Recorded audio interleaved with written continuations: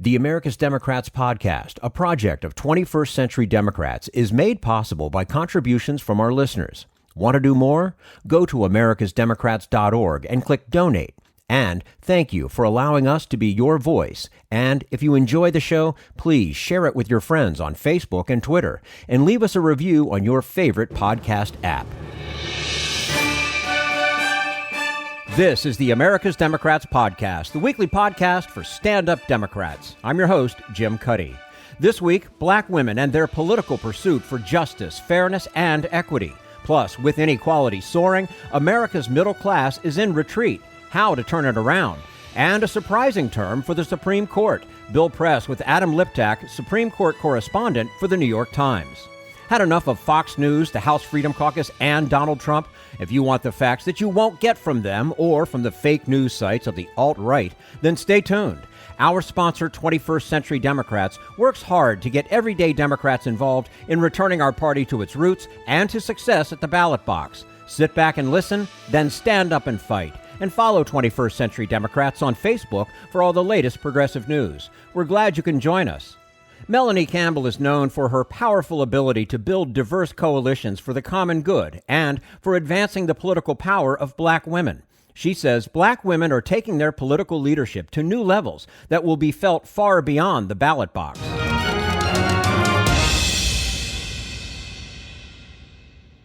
And we say hello to Melanie L. Campbell, President and CEO of the National Coalition on Black Civic Participation and convener of the Black Women's Roundtable. Melanie Campbell, thank you so much for joining us today on the America's Democrats podcast. I'm honored to be here. Look forward to the conversation. Well, thank you, and our pleasure to have you with us. This spring, the Black Women's Roundtable issued its annual report titled Black Women in the U.S. 2020. Priorities, Policy, and Power. And it should be required reading for any politician.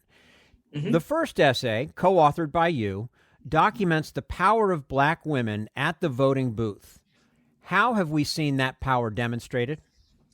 Well beyond voting, right? We know we have the power of the vote. I coined the phrase many years ago called black women we are the secret sauce to the black vote, because we don't just turn out. We are the influencers. We get other people to vote in our families, in our communities, but we also are owning our power from a leadership perspective. More black women are running for office, winning mayor's positions, winning DA positions. All these kinds of things that are happening. So it's all about leadership. Also, many black women are leading coalitions. Of course, I'm one of those black women who are leading coalitions and working around the issue of actually mobilizing that vote and leveraging that. The Black Women's Roundtable is how we push for policy change. You have groups like Black Voters Matter, with Latasha Brown and so many other black women who are leading. Cheryl Eiffel over there with the Legal Defense Fund, and Kristen Clark with Lawyers Committee, Judy Brown, Deanna's with so we're also owning that. Also pushing the policy, pushing leading, voting, and just maximizing that power beyond just the ballot box. Now, the report offers insight into the issues that black women care about, and racism and the rise in hate crimes is their top concern. Yes. Now, these are hardly new issues, and we can hardly say Trump invented them. However, he has done nothing to make it any better, in fact, possibly has made it worse. In terms of hate crimes, what are the trends we should be paying attention to? Well, a lot. I will say that what this current president has done is put it on steroids, if you will, as far as especially the rhetoric. And leadership matters. People listen to who's sitting in the White House, whether it's or for good or for not good or for bad. So that influence in saying I'm a nationalist and all these kinds of things. those messages matter. So I would just want to put that pin in. We all know about Charlottesville, right? So that was kind of in this Trump era that we're in. That's the one that everybody sees, right? But you're seeing it, yes, when it comes to just walking down the street, right? With with Ahmaud Arbery, right? That's a hate crime down there in Brunswick, Georgia. I lived many years I'm a Florida girl, and I spent a good chunk of my adult life in Atlanta, Georgia, and spent a lot of time across the state of Georgia. So I know a little bit about Brunswick, quiet town, right? But here's this young man out there minding his business, and someone decided, to take his life, right? To attack him and be their own vigilante. So those are the things that we're seeing, right? And so how we go about the challenge I think that we have is having folks to take that and then do something about it. And what's happening? We're in this movement where our young people from all races, this is where the hope comes. They're out there every day, fighting for justice.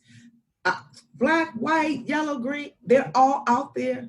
And we support them. I've showed up, and stood in the background and just watched in amazement these young people who are every day coming out there fighting for racial justice and issues around hate crimes. Is there? So Georgia, young people are still marching. And guess what?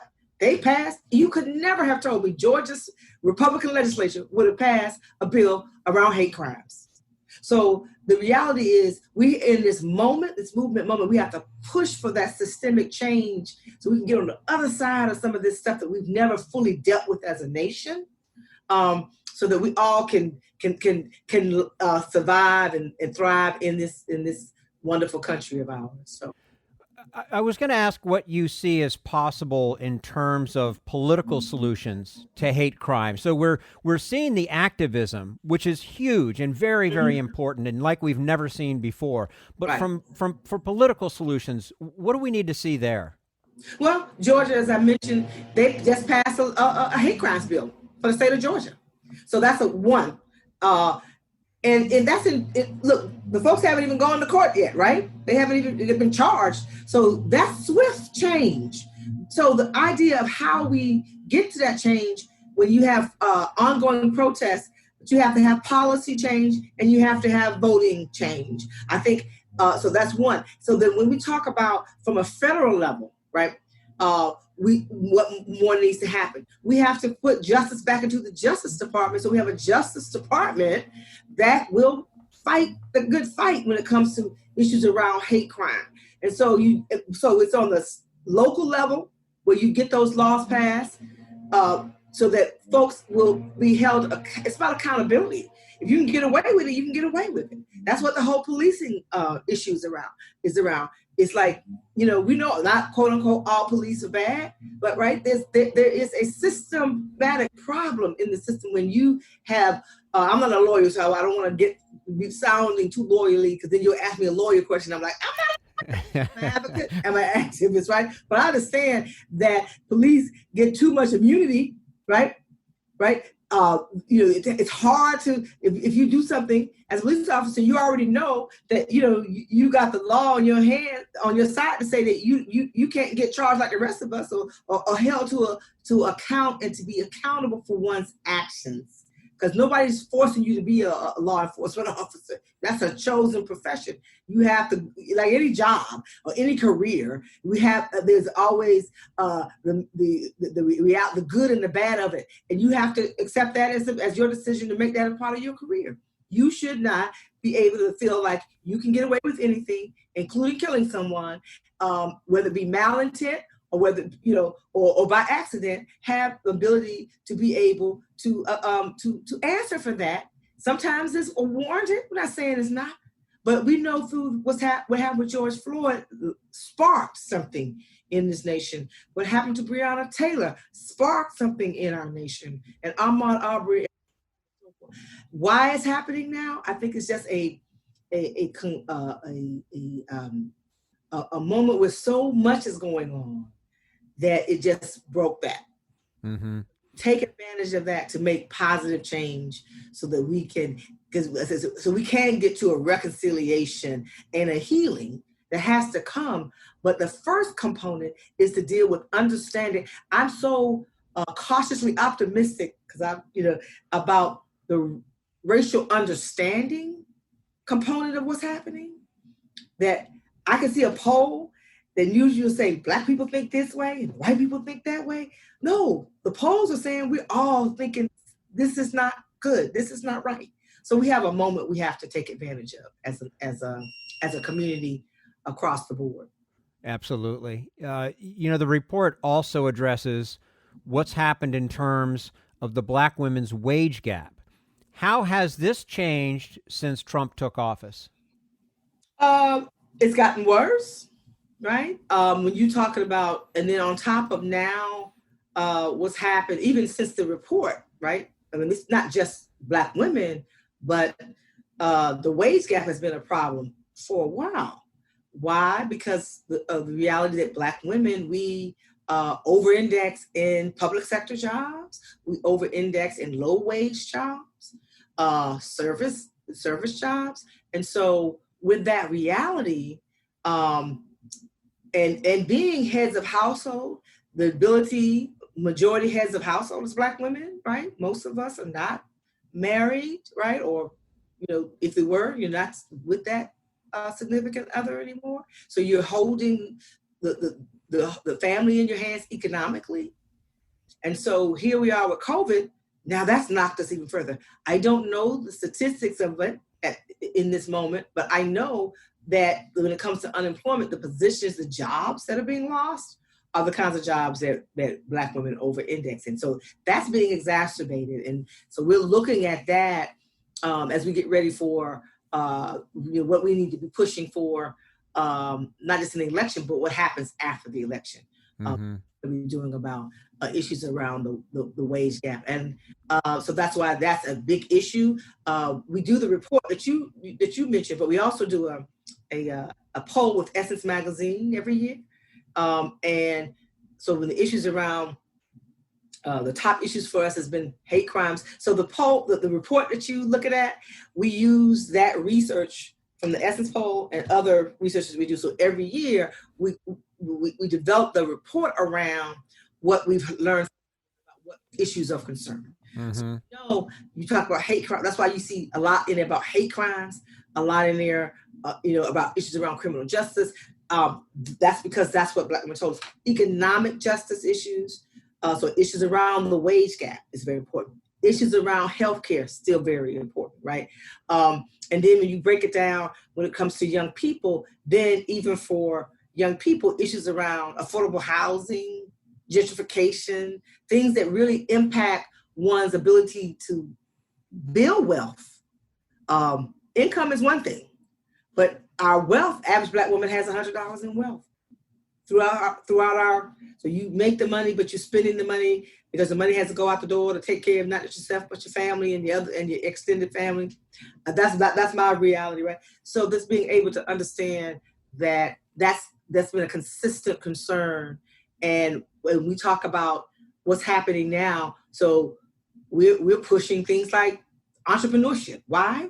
Because Black women need more than one income, right? Not as a way to help sustain family. We're speaking with Melanie Campbell, President and CEO of the National Coalition on Black Civic Participation and convener of the Black Women's Roundtable today on the America's Democrats podcast. Melanie, in terms of the wage gap and other issues of economic justice that have an impact on Black women, what kind of policies do Black women want to hear and see from the political candidates who want their votes? We want you to deal with it from a holistic standpoint, right? So one, we need equal pay. Then now, that's one, right? That's not just Black women, but for Black women, that's really, really important. Equal pay. The issues around work family policy, paid family leave, right? So when you're in a lot of these service jobs, you don't get paid leave. And it's been exacerbated in this moment around COVID, right? So if you're in a position and you get laid off and you don't have the ability to have paid leave, then and you're just depending on hopefully hopefully some unemployment, right? But these recovery bills, so we've been pushing inside of the recovery bills, like the immediate what's happening because of the impact of COVID, developing all this unemployment that we didn't see that in the, to prepare for that report at that time, obviously. So we've been focused on the reality of what's happening right now. So we're pushing for more resources for the next bail, quote unquote, I don't want to say bailout, relief package, right? To be able to not only deal with providing, unemployment, but deal with such things as paid family leave. Because at the end of the day, if you have to go to work, right, you you can't get paid leave when you need it. What's good about wealth if you don't have any health, right? Health and wealth are connected. So the issues around looking at affordable health care. I'm a Southern girl. The South is a problem. Not just the South, but many states in the South where 55% of Black people live, we're focused on a Southern strategy around some of these policies because affordable health care, Obamacare, other people call it, was never fully implemented in the South. It's being exacerbated under COVID because you don't have the ability to get Medicaid expansion, right, in many of these states. So people aren't going to the doctor. They don't feel like they can go and even get a test because you don't have access to health care. So people are not going. And so for us, we're pushing on that so that we're even pushing in the HEROES Act. We pushed it and we didn't get everything we wanted in there, but we have to also in real time address with the access to health care in the middle of this pandemic that's shown all of these disparities. We always try to find some solutions, right? And so we're pushing the candidates on what's your strategy. And so we have we actually did a presidential questionnaire that we do every 4 years and had most of the Democratic candidates responded to be able to tell us what they would do. So the presumptive nominee for the Democratic Party, Joe Biden, he gave answered a lot of our questions that were in there, along with the others who were running, and 2 or 3 other Republicans, but not the current president. He never responds to us. So, oh, I'm really shocked. I mean, really. But we asked. Oh, I'm sure you did, and I'm sadly I'm not surprised that he didn't respond. Policing, and we touched on this briefly a few moments ago. Policing has now turned into an election issue in a way that was not expected before the horrible murder of George Floyd. Do you have a sense of how this plays out as a priority for Black women voters and how they want politicians to address it?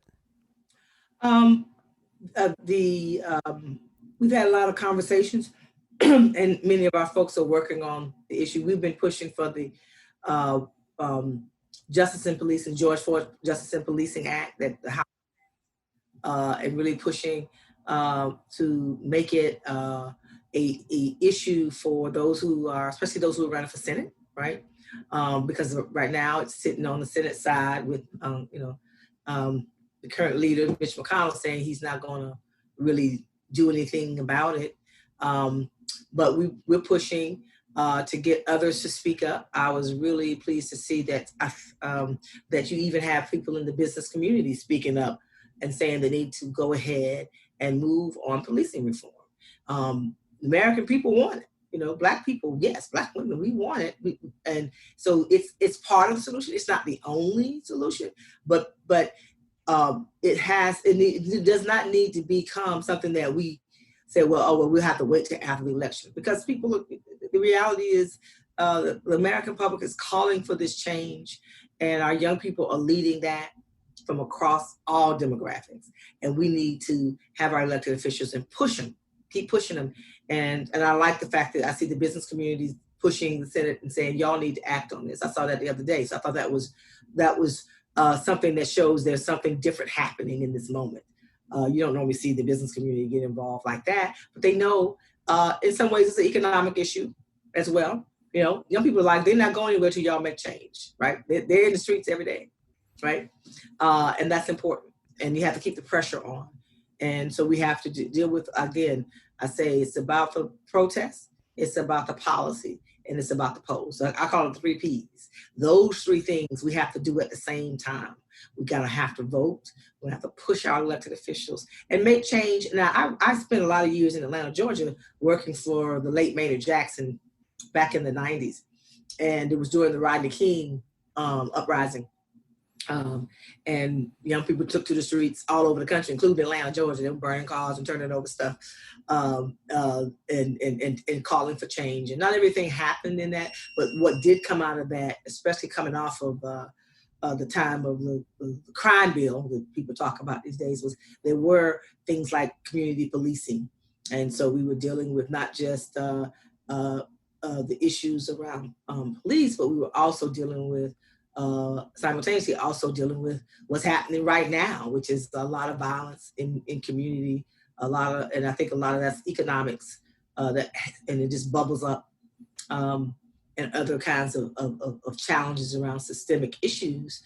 So you can do both things. You can deal with policing change, and you can deal with gun violence and too many guns in the streets. All of that is related, right? And we've been trying to push for, the kids from Parkland, not kids, the young people, leaders from Parkland, from that Parkland moment, right? And all the other shootings, and we've not made change. So there's still a need for gun control and gun safety.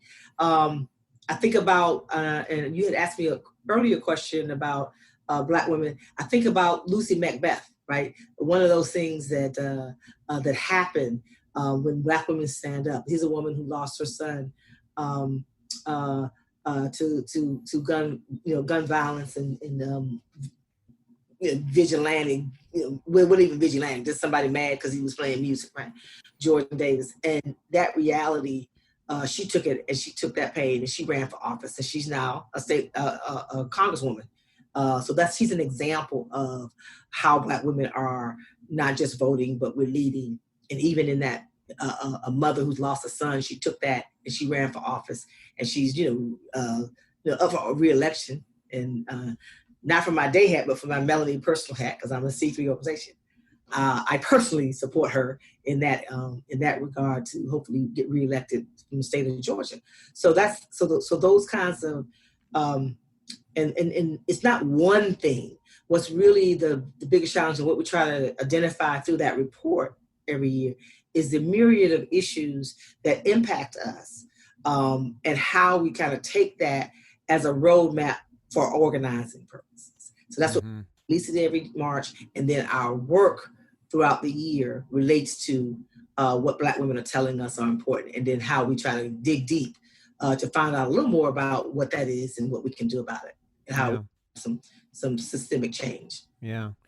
Let's talk voter suppression. The report documents an incredible amount of voter suppression targeted specifically at Black Americans. How are the ways this plays out? Well, again, COVID, right? COVID, Georgia. I keep going to Georgia because there's so much craziness is going on. It's everywhere, but Georgia just had a primary not too long ago, a couple weeks ago, and you saw those long lines, right? You saw people standing in line. There were not enough polling places. There were not enough poll workers. The machines weren't working. So in broad daylight, we're seeing how voter suppression is being exacerbated worse than it ever has been. Wisconsin showed that, right? When they had their primary, when you had, forgot how many people were going to one precinct. That was happening in Atlanta as well. So what our concern is, and one additional thing about COVID is something as simple as having enough poll workers has always been a challenge, but it's a huge challenge because of COVID. A lot of people who serve inside of the polling places to help voters are senior citizens. They can't do that in the middle of a pandemic that impacts, and then Black folks specifically, for me, knowing how it's impacting our communities when it comes to mortality and dying more from it. So you have the issue of the pandemic that's added to the issues around voter suppression, the age-old laws that have been passed, really ever since 2010, and just got worse after the Shelby versus Holder case in 2013. And you have a bill that was passed on the House side, sitting on the Senate side. And again, Mitch McConnell won't do anything with that to try to make sure that people can vote safely.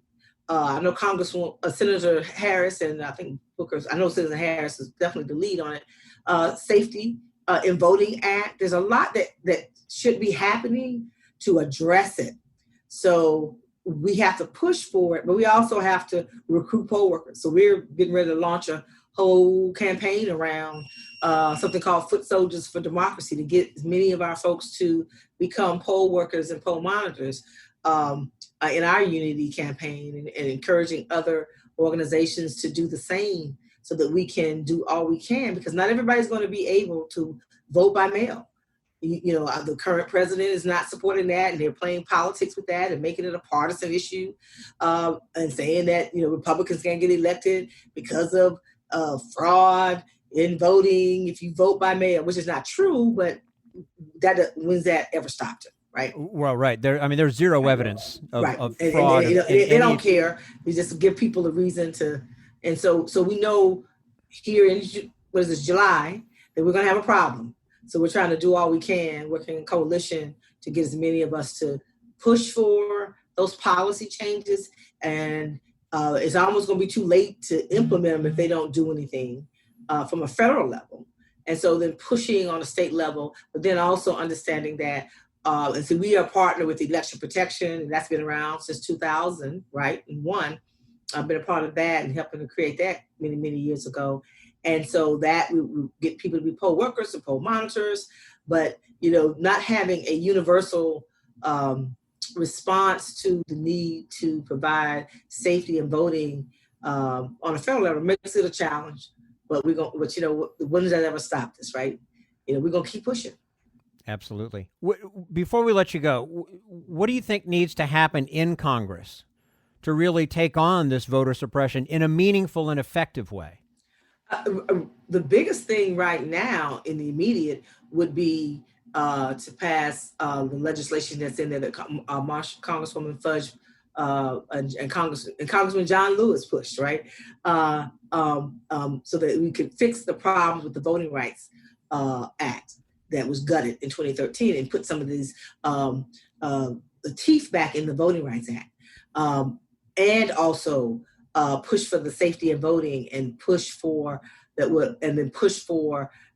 folks to have an easier time of voting, a safe way to vote, and that's vote by mail, right? I don't love that process. I'm one that likes to go to the polling place, but if I have a pre-existing condition, and I should be able to vote safely.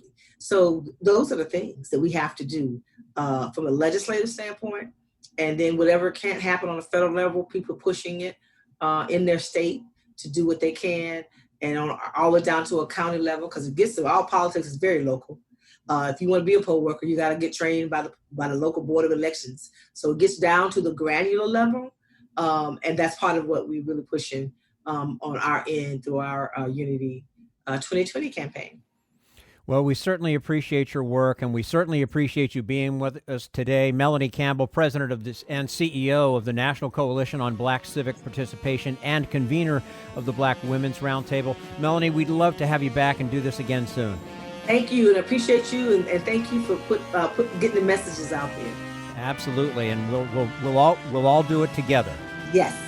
And this is the America's Democrats podcast, the weekly podcast for stand-up Democrats.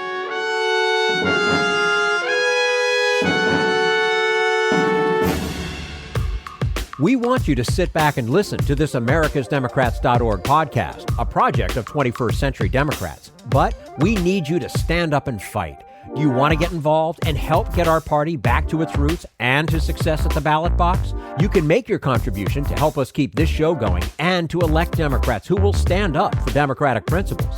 Go to americasdemocrats.org and click on Donate at the top of the page.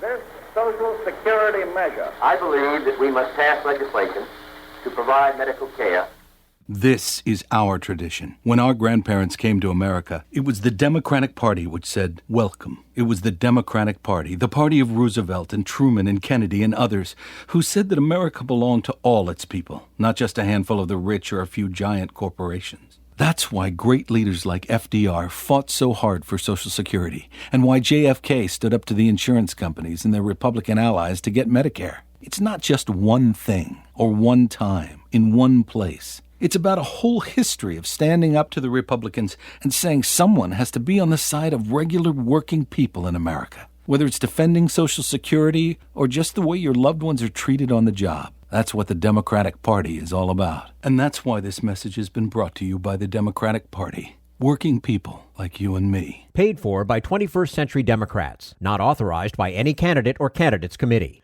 This is the America's Democrats Podcast, the weekly podcast for stand-up Democrats. Coming up next, America's middle class is losing ground, why it's happening, and how we can make it right.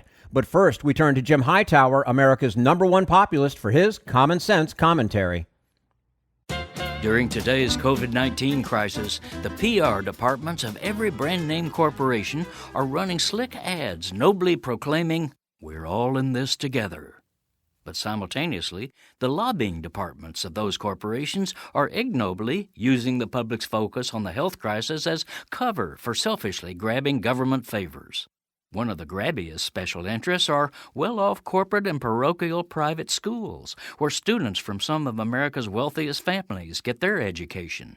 For years, these private entities have been lobbying relentlessly to make taxpayers finance their schools, even though they usually have an ideological or religious curriculum, and some even share the extremist view that public schools should be eliminated.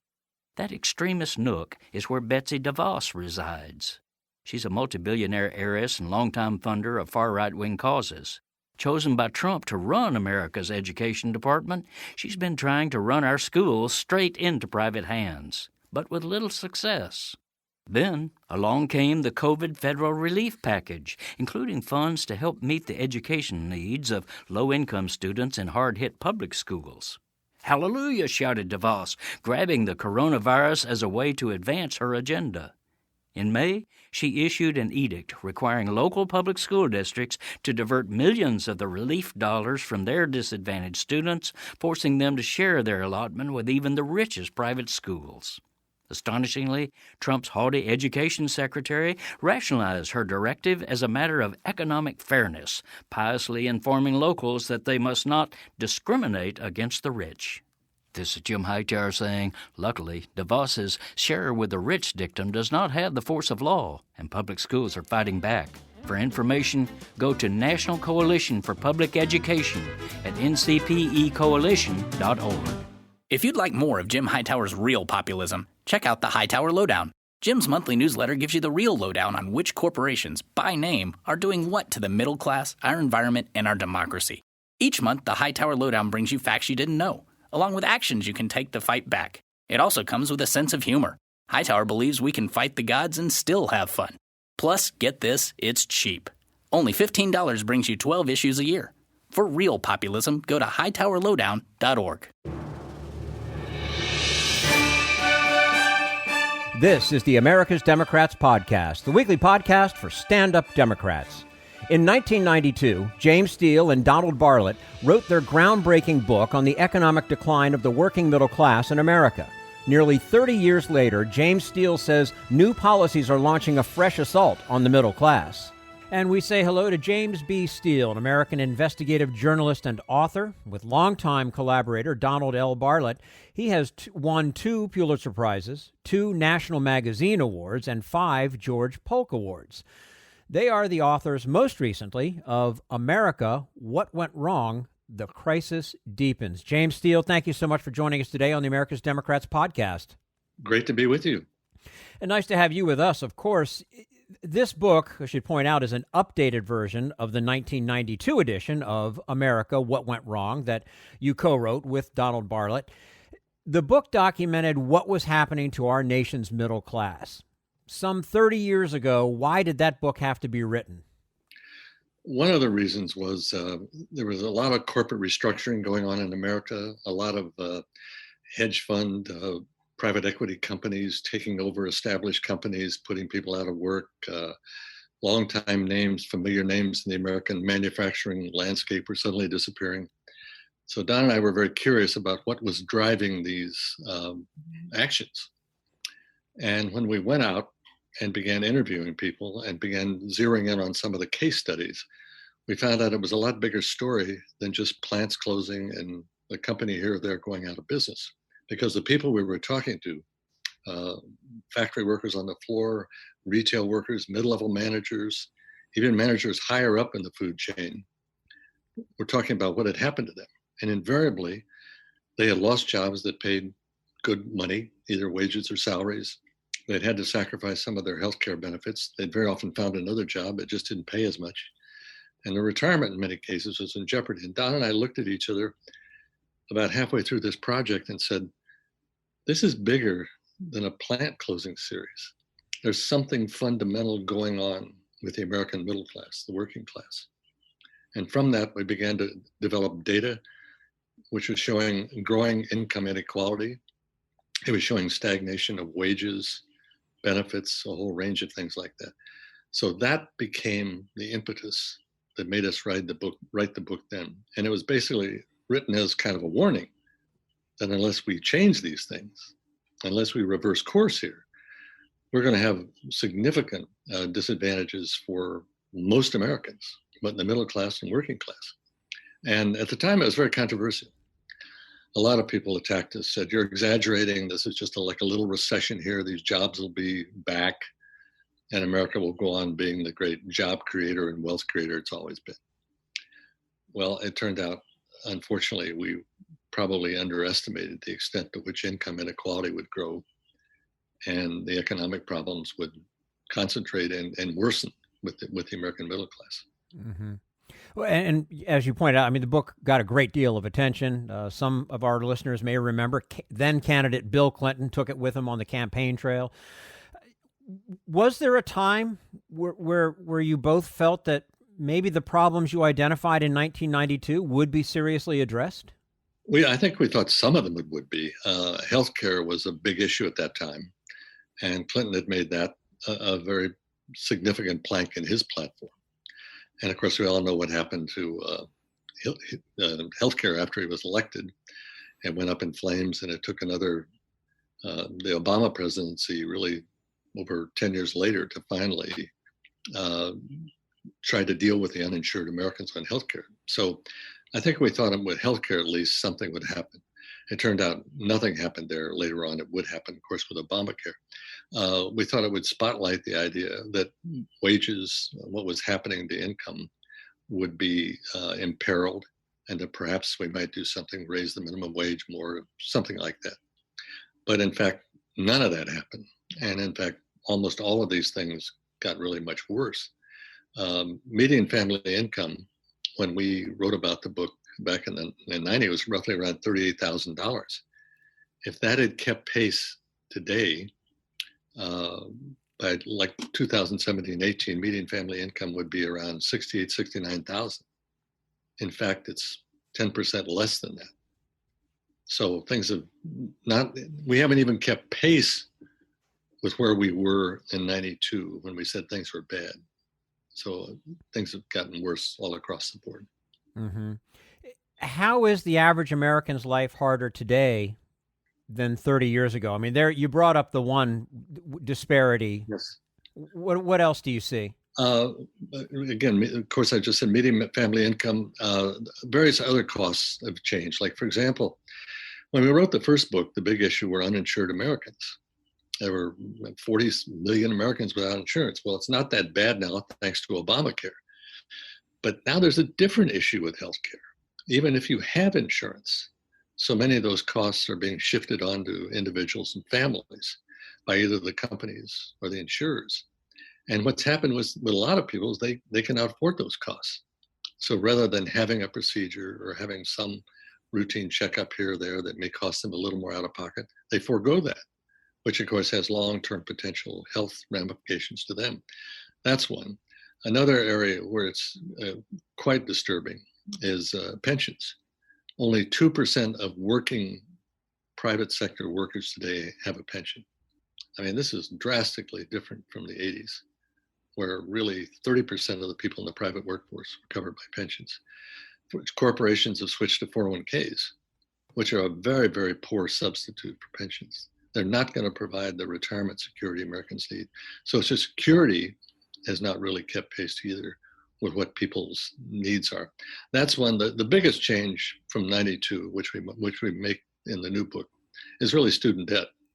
That was almost not an issue in the early 90s. Now it's, of course, 1.5 trillion in student debt, second only to mortgages. It's zoomed by car loans, credit card debt. They've become this huge rock around the neck of a couple of generations of people who graduated from college with that tremendous disadvantage. That's one of the greatest things we have to deal with in this country. That's totally different from back in the 90s. So all of these things, not everybody's affecting one of these things, but some part of each one of those things is probably affecting everybody in the middle class one way or another. Yeah, I imagine there is a systemic effect. Exactly. From all of this. Yeah. Well, and if we haven't cheered you up yet, now we have the coronavirus pandemic. Without intervention, how do you envision the long-term impact in terms of the middle class and inequality? Well, the virus has exposed so dramatically, really, the theme of our book in a way, which is largely income inequality. A lot of people, unless you are facing something directly or you know somebody, you don't really know it's a problem. And I think that's true with people who are doing okay financially. They're skeptical of this. But the most dramatic example of the income inequality was like a week or two after the virus hit and people were being laid off. Do you remember seeing on television those lines of cars and trucks, various places in the country waiting to get boxes of food? I mean, these weren't people that they rounded up underneath viaducts, homeless people. These were working Americans who'd suddenly lost their job and they had no safety net at all and were just hanging by their fingernails before that happened. So this is exposed the fact that we don't have any kind of a safety net and that millions of Americans, half the population are just hanging on by their fingernails. And what we need is a true national approach, not just to the virus. I mean, that's what the virus has exposed. The idea that the states could handle this and not the national government is just ridiculous. I mean, does the virus stop at a state line? No. I mean, we all know that now. But it's shown in other areas, the economy, we need this same kind of federal response, a much more aggressive response from the federal government, the national government, because these are things that are breathtaking in scope that individual states alone cannot handle. Individual companies alone cannot handle either. Absolutely. We're speaking with James Steele, investigative journalist and author, and talking about his latest book, of course, co-authored with Donald Barlett, America, What Went Wrong? The Crisis Deepens. You've outlined changes that should be made if we want to prevent further decline for most Americans. To begin with, what needs to happen with tax policy? Taxes are pivotal in our mind in terms of what's caused income inequality. I mean, the systematic lowering of taxes for people who are rich over the last 40 years is just astonishing. I mean, there have been a few things here or there where Clinton raised taxes for a while. Obama also had another one in there related to Obamacare. But generally speaking, they've gone down. 1980, the top rate for some kinds of income was 70%. The top rate today is 37%. So raising taxes on the very wealthy is pivotal to this. It reduces income inequality. It certainly gives the government more money, and it would not in any way affect the lifestyles of people making that kind of money. I mean, the Trump tax bill has been written about before, but every time I look at the numbers, I can't believe it was passed. If you were making $1 million or more a year, when that bill was passed, you got a $64,000 a year tax cut for 10 years. If you were in the heart of the middle class, let's say 50 to 75,000, what did you get? You got $800. I mean, that's not a formula for raising up the middle class in this country. So individual rates need to be increased. Some of the estate tax should also be restored. We're creating a financial aristocracy, either from lowering the rates on income taxes and the state taxes. And a third one are corporate taxes. Decades ago, corporations paid 40% of the total income taxes. This year, even before the virus, that was going to be down to less than 10%. So, I mean, corporations are part of this country. They derive many benefits from being here. And I think Don and I both think they should pay more. And that's not out of line with what we've had in the past. So those are the pivotal things with taxes. And those are astounding numbers, especially when you talk about that corporate number. The difference, it's just mind-boggling to me that this is allowed to even happen. Retirement is another issue that you highlight for reform. You call it one of the middle class America's gravest challenges. What got us to this point, and how do we get out of it? Well, what happened in retirement, this is a classic case of how things happen slowly and then kind of all at once. I mean, pensions, the death of pensions, the elimination of pensions is at the heart of this for a lot of the middle class. From after World War II up until really the 1980s, more and more workers in the private sector, I should stress, not public, were covered by pensions. And it was roughly 30% plus of the private sector. The figure today is so small, I went back and kept verifying this over and over again. You know what this percentage is of working Americans in the private sector who are covered by pensions, who are working now? 2%. I mean, 2%. Now, what happened was corporations figured out in the 1980s that, well, we've got this new thing called a 401k, and we can just shift that over to the workers. We can make a contribution. We can make them administer it. It'll save us the headache of trying to figure out what to do with this. And in the meantime, we'll save a lot of money. And 401ks were never initiated as a way to provide a retirement plan for working Americans. They were always seen as an add-on, an additional thing that would supplement a pension. Since then, they've become the primary retirement.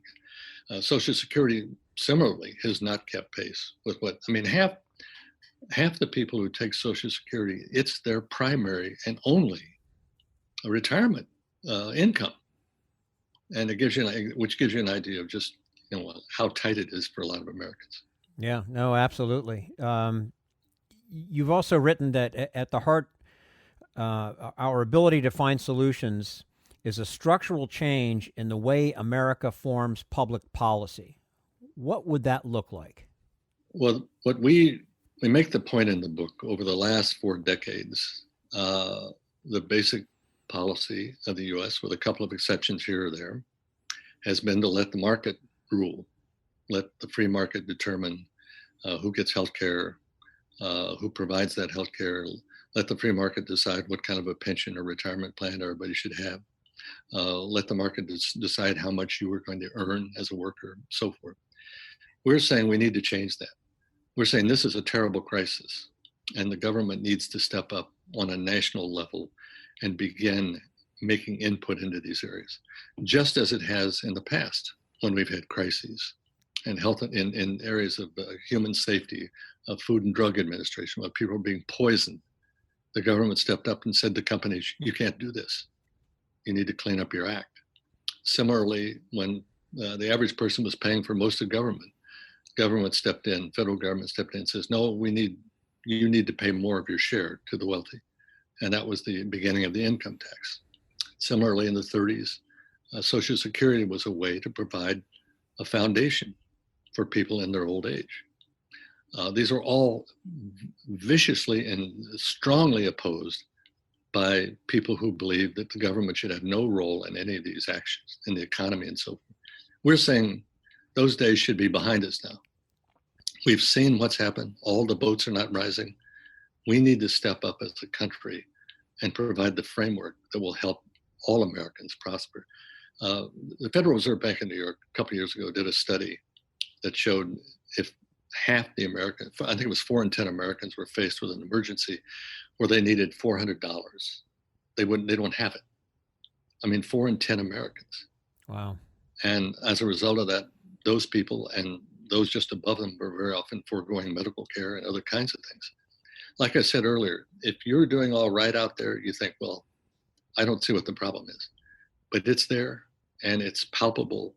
And I think nothing else from the virus, other than just obviously the deaths and the tragedy for a lot of families, it's shown us as a country just how vulnerable the vast bulk of Americans really are. Mm-hmm. Yeah, absolutely. Pardon me. A central theme of the book, James, then and now, is that it doesn't have to be this way, and history confirms that. You write of numerous times the government has stepped in to help all Americans, which you just addressed some of those. Social Security, Medicare. What can we learn from those examples to be more effective, bringing about change today?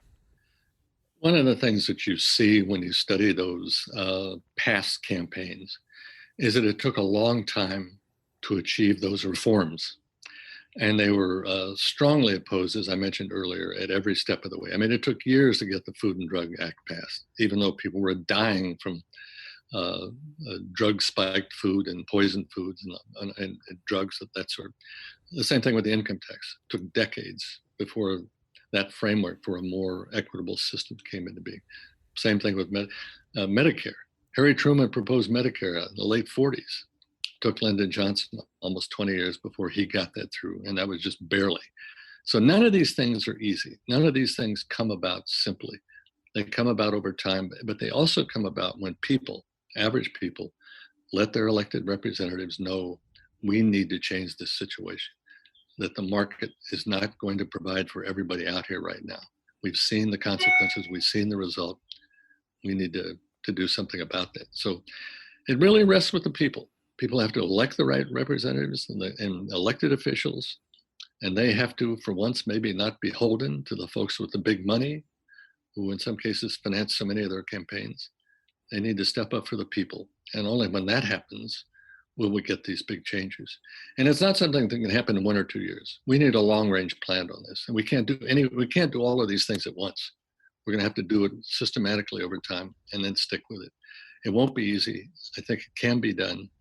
I'm not trying to minimize what the obstacles ahead are, but I'm just saying it is feasible if we put our minds and our hearts to it. You know, when you think about the New Deal and how big that was, and that wasn't easy. There was a lot of opposition to that, and it happened. It had to happen.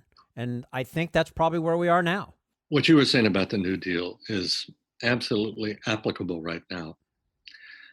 Roosevelt got Social Security passed in 1935. The next year is the national campaign for the presidential election. What was the number one issue the Republicans had on their platform? The repeal of Social Security. I mean, the similarity with something like Obamacare is just hard to beat. But what happens? Eventually people realize it's okay. And the sons and daughters and grandchildren of the people who were opposing Social Security are now probably some of Social Security's most ardent backers. So the message out of this is these things, they take time. We have to stick with them. They're the right thing to do.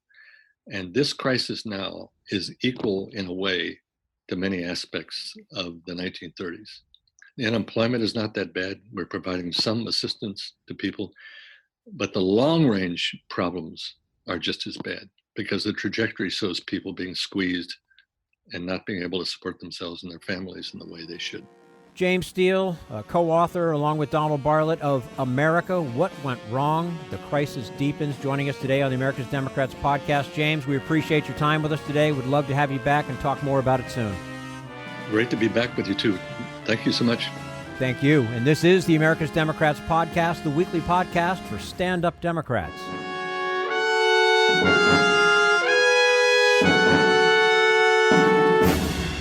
We want you to sit back and listen, but we need you to stand up and fight. Help get our party back to its roots and to success at the ballot box. Make your contribution to keep the americasdemocrats.org podcast, a project of 21st Century Democrats, on the air, and help elect stand-up Democrats. Go to americasdemocrats.org and click on Donate at the top of the page.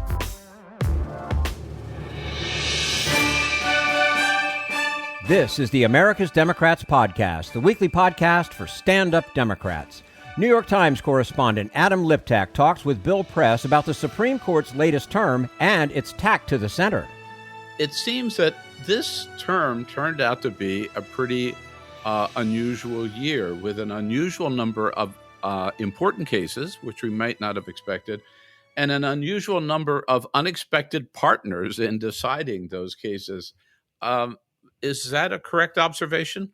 Yeah, that's the bottom line, and you're right on both scores.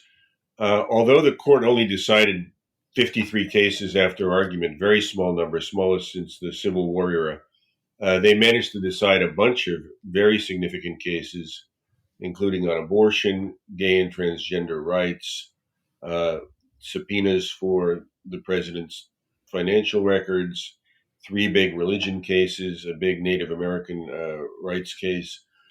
So it was a real series of blockbusters, and they didn't come out the way, cynics think the cases all come out, which is 5-4 with the 5 more conservative appointees, all the Republican appointees in the majority, and the 4 liberals in dissent. It was, on balance, a quite moderate term, and both sides got something. And not all of the decisions were 5-4, even when the liberals picked up a vote. Some of the decisions were lopsided. So it was a very interesting term. And I think the court modeled a kind of behavior for the country and for the political branches of trying to steer away from the raw partisanship we see out in the land and in Congress and elsewhere. Interesting. I enjoyed your description of it in one of the New York Times articles as a buffet of blockbusters. I'm surprised my editors let me get away with that phrase. And I thought it was good. Well, let's start with one of the earlier decisions, which may have said, keep your eye on the court this time around. And that's the DACA decision, the Dreamers decision, which was decided 5-4, with Chief Justice John Roberts joining the 4 liberals in denying what Donald Trump's position, contradicting the president. What does that tell us about Roberts? I think this case and the second one, which I'll talk about in a second, demonstrate that John Roberts has no patience with legal shortcuts that the Trump administration wants to employ to achieve its goals. I don't think he has a particular problem with the goals themselves. And if they were just willing to do the work and adequately justify their decisions, he would have voted with them. But in this DACA case, DACA, of course, is the Obama administration program that protects young immigrants known as Dreamers from deportation and allows them to work. In the DACA case, the Trump administration wanted to rescind the program. And that actually sounds perfectly logical. Obama initiated the program by executive action. Why shouldn't the successive president who disagrees with the policy be able to rescind it by executive action? But the Trump administration wasn't willing to say they disagreed with the policy. Mm-hmm. They came up with a rationale that didn't make a ton of sense, that said Obama was not authorized to initiate the program in the first place. Therefore, it was unlawful from the beginning. And Chief Justice Roberts said that justification just doesn't make sense. It's not good enough. And I'm going to send it back, and you can try again, and they will. Yeah. And it's very similar, Bill, to a case last term where the Trump administration wanted to put a citizenship question on the census forms. On the ballot, on the census, right. And there, too, the chief joins the 5 liberals and says, the rationale you've given us, which was to enforce the Voting Rights Act, which is not a policy one associates with the Trump administration, was pretextual, was contrived, was in bad faith. So those 2 cases show you that the Chief Justice, whatever his view of the underlying policies, just has no patience for the Trump administration taking legal shortcuts. So one could be reading too much into the DACA decision about John Roberts to say that he's a born-again liberal or centrist? Yeah, I think it's easy to go too far, although as we'll talk through the cases, I imagine, we will see enough data points to suggest that his voting record as a whole is trending left, meaning he's arrived at the middle position in the court. the central position that used to be held by the longtime swing justice Anthony Kennedy. Right.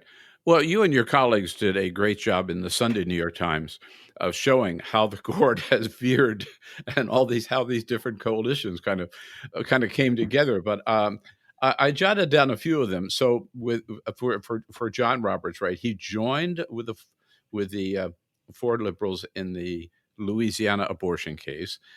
In the LGBTQ workers case, he voted six. He was in the majority, 6-3. The Trump financial records case, he was in the majority, again, 7-2. The rogue electors case, of course, part of the unanimous decision. I think it was you that called this a blockbuster turn to the center for John Roberts? I'm not sure I used those precise words, but I think they're right. Really? He has really... that's huge. That's huge, isn't it, for him? It's huge, and it also demonstrates that he has become the most powerful Chief Justice since probably 1937. Wow. He was in the majority 98% of the time. He dissented only twice in the entire term. He was in the majority in all but one of a dozen 5-4 or 5-3 decisions. So this is really the Roberts Court. I mean, we talk about courts by the name of the Chief Justice as a matter of routine, the Berger Court, the Rehnquist Court, the Warren Court.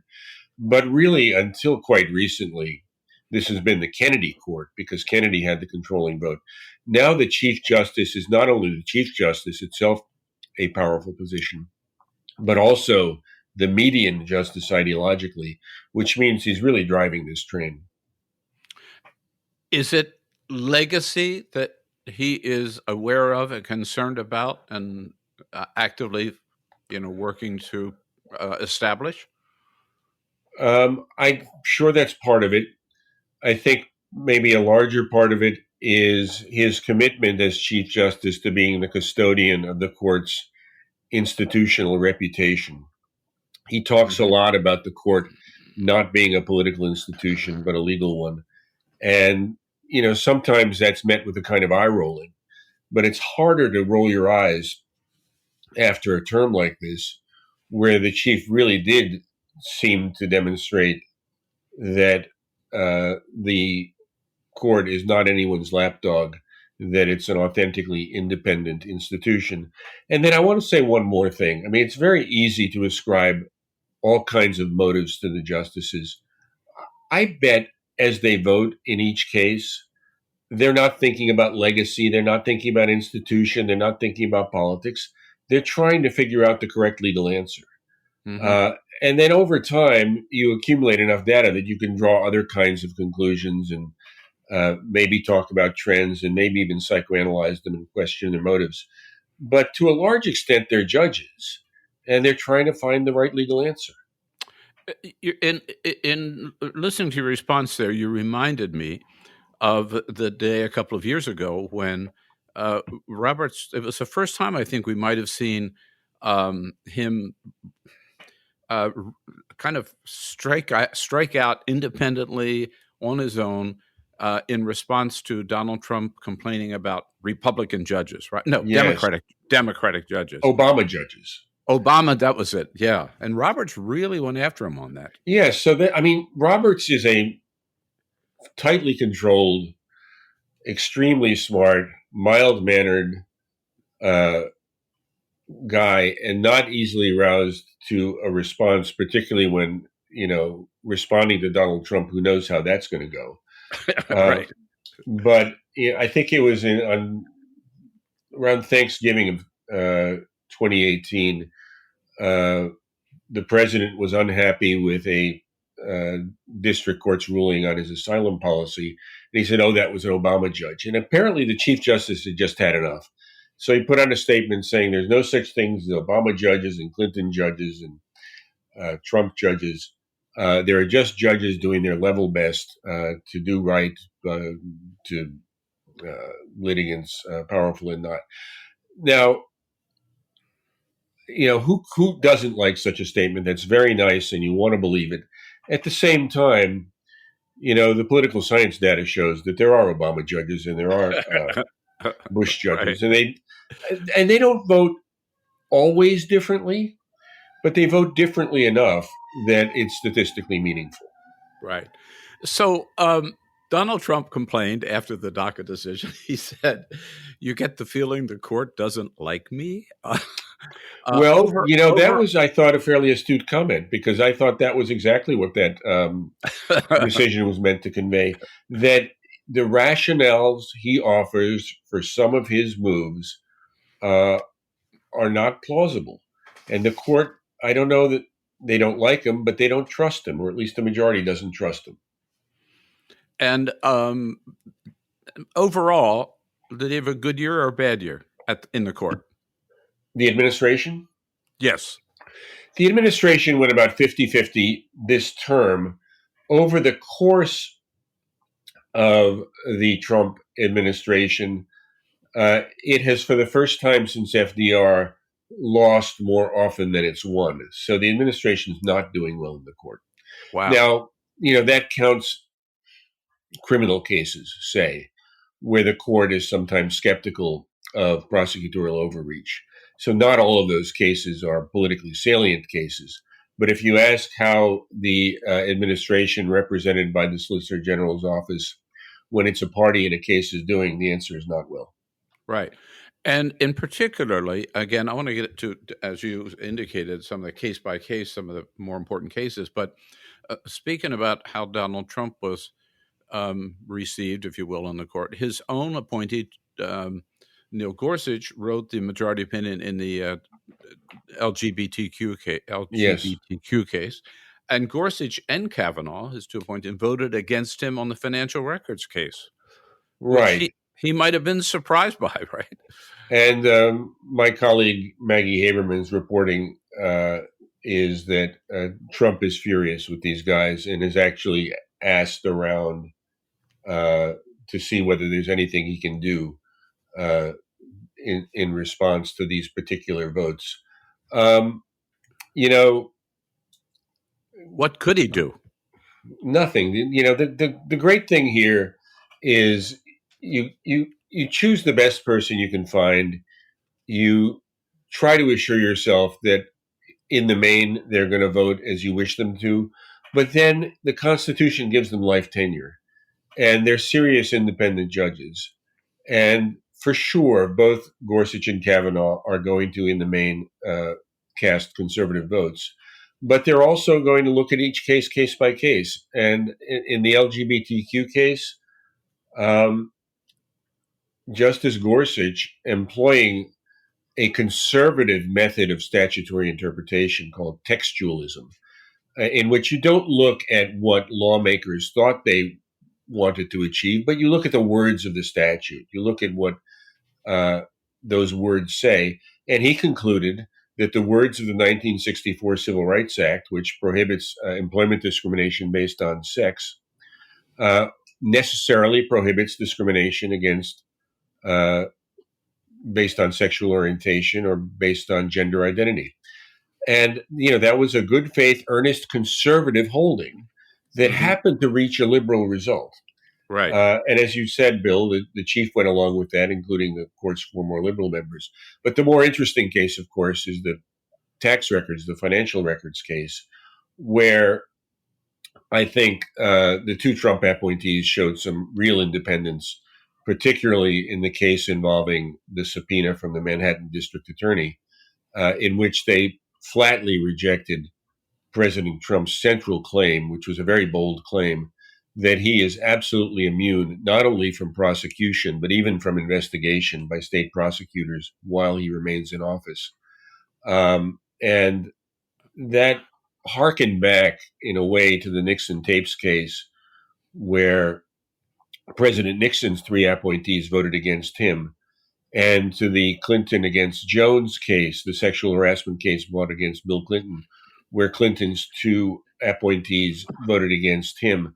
And I think it's a good day for the court if you don't have predictable voting from president's appointees in favor of the president. So these are relatively few cases to draw too many conclusions from. Yes. But Can you say then, we certainly identify the 4 liberals on the court, Clarence Thomas and Samuel Alito, certainly clearly the 2 most conservative members. Is there developing a sort of a soft middle of Roberts, Gorsuch, and Kavanaugh? Or is it yes, that's very astute, Bill. That's quite right, and that's where the action is. If you want to look at the precise middle of the court, it's the Chief Justice, but close behind, voting with him quite a lot, is Brett Kavanaugh, and a fair bit also is Justice Gorsuch.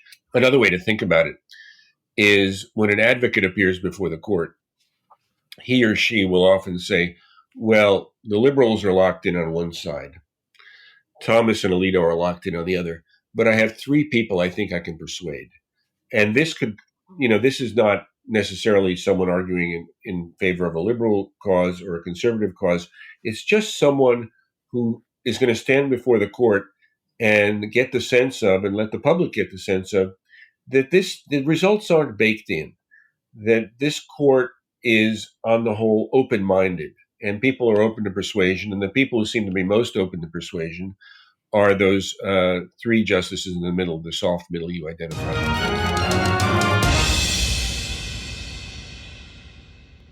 Bill Press with New York Times Supreme Court correspondent Adam Liptak. If you'd like to hear the entire interview, visit BillPressPods.com. And that's all for the America's Democrats podcast. Thank you to all who made today's show possible. Melanie L. Campbell, James B. Steele, and the entire Bill Press team. And thank you for listening. If you liked what you heard, please get involved in our efforts to keep this show going and to elect Democrats who are bringing the party back to its roots. Go to americasdemocrats.org and click on Donate at the top of the page. And be sure to find 21st Century Democrats on Facebook and Twitter. And leave us a review on your favorite podcast app. For the America's Democrats podcast, I'm your host, Jim Cuddy. We want you to sit back and listen, but we need you to stand up and fight. Join us. Support the americasdemocrats.org podcast, a project of 21st Century Democrats, and help elect Democrats who will stand up for democratic principles with your contribution today. Go to americasdemocrats.org and click on Donate at the top of the page.